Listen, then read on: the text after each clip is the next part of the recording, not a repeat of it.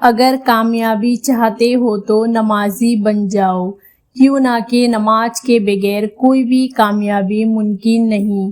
کیا یہ سزا کافی نہیں کہ اللہ تمہیں سب کچھ دے کر بھی سجدے کی توفیق نہیں دیتا؟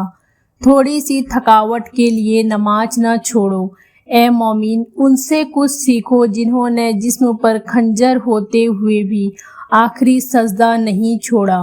نماز وہ واحد حکم ہے جسے اللہ تعالیٰ نے آسمان سے وحی کے ذریعے نہیں اتارا، بلکہ اپنے محبوب صلی اللہ علیہ وسلم کو آسمان پر بلا کر تحفے میں دیا۔ کل فرصت نہ ملی تو کیا کرو گے؟ اتنی مہلت نہ ملی تو کیا کرو گے؟ روز کہتے ہو کل سے پڑھیں گے نماز، کل آنکھیں نہ کھلی تو کیا کرو گے؟ کیا کروں؟ لوگ کہتے ہیں پڑھی نہیں جاتی، میں کہتا ہوں اللہ سے محبت ہو تو چھوڑی نہیں جا سکتی۔ اگر تم کسی میں کوئی عیب دیکھو تو اسے اپنے اندر تلاش کرو، اگر اسے اپنے اندر پاؤ تو اسے نکال دو، یہ حقیقی تبلیغ ہے۔ سجدہ کرتے وقت یہ سوچا کرو کہ تم سے بڑا گنہگار کوئی نہیں اور اللہ سے بڑا مہربان کوئی نہیں۔ اللہ جب راضی ہوتا ہے تو سب سے پہلے سجدے کی توفیق دیتا ہے، پھر چاہے وہ سجدہ خوشی کا ہو یا غم کا۔ گناہ انسان کے دل کو مردہ کر دیتی ہے، نماز اسی مردے دل کو دوبارہ زندہ کر دیتی ہے اور نور سے روشن کر دیتی ہے۔ نماز انسان کو گناہوں سے روکتی ہے اور انسان کی تنہائی کو بھی پاک کرتی ہے اور ہر برے کام سے منع کرتی ہے۔ بے شک نمازی بہترین ساتھی ہے، دنیا سے قبر تک، قبر سے حشر تک اور حشر سے جنت تک۔ نماز چہرے کا نور ہے اور قرآن دل کا سکون ہے۔ وضو سے شکل، قرآن سے عقل اور نماز سے نسل پاک ہوتی ہے۔ جب تم نماز نہیں پڑھتے تو یہ مت سوچو کہ وقت نہیں ملا، بلکہ یہ سوچو کہ تم سے ایسی کون سی خطا ہوئی کہ اللہ نے تمہیں اپنے سامنے کھڑا کرنا بھی پسند نہیں کیا۔ نماز کب کام آئے گی؟ فجر مرتے وقت، ظہر قبر میں، عصر منکر نکیر کے سوالات کے وقت، مغرب حساب کتاب کے وقت، عشاء فل صراط۔ نماز کبھی نہ چھوڑیں، اس لیے کہ قبر میں لاکھوں لوگ ترس رہے ہیں کہ دوبارہ زندگی مل جائے تاکہ اللہ کے لیے ایک سجدہ کر لیں۔ اللہ ہم سب کو پابندی سے نماز پڑھنے والا بنا دیجیے۔ 4 چیزوں کو ہمیشہ سنبھال کر رکھو: تنہائی میں سوچ کو، محفل میں زبان کو، رشتے میں نگاہ کو، نماز میں دل کو۔ اپنے دلوں کی حقیقت اسے بتایا کریں۔ آپ کیا محسوس کر رہے ہیں، کتنے تکلیف میں ہیں، آپ یقین کریں وہ بہت پیار سے سنے گا۔ اس کے سامنے رو لینے سے ہی آپ کے دل میں سکون اترے گا۔ بے شک وہ دلوں کا ہمراز ہے۔ اپنی امت سے کہنا کہ میرے ذکر اپنے انگلی پر کیا کرو۔ جب تم اندھیرے قبر میں تنہا ہوگے تو یہ انگلیاں آپ کی قبر کو روشن کر دیں گے۔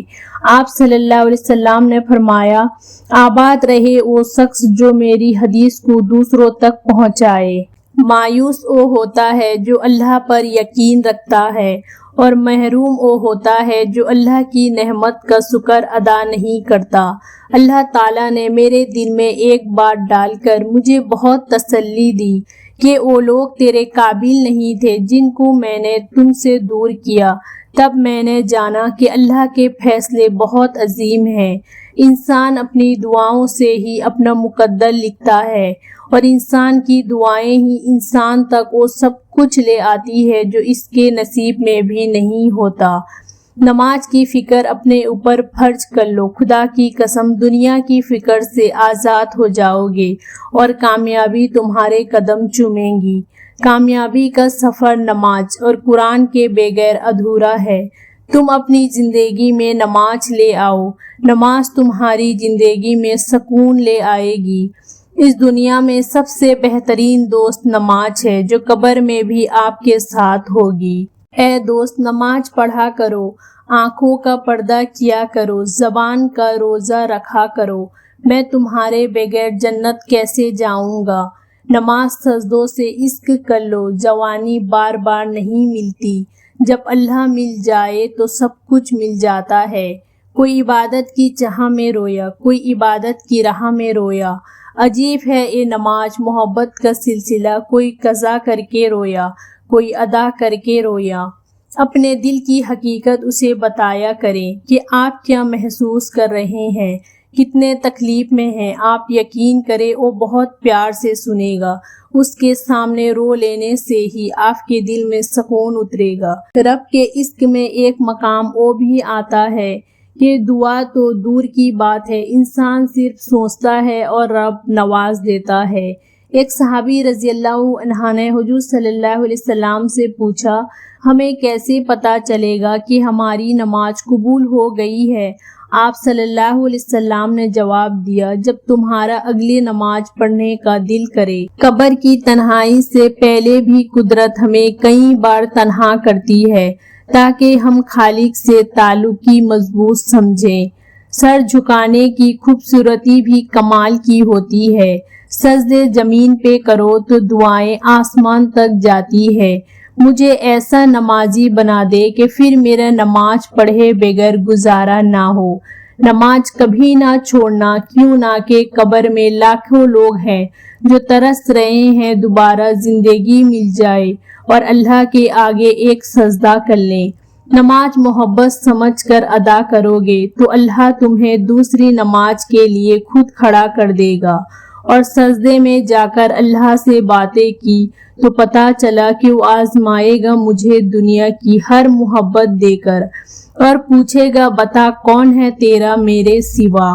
سجدہ کرتے وقت یہ سوچا کرو کہ تم سے بڑا گنہگار کوئی نہیں اور اللہ سے بڑا مہربان کوئی نہیں۔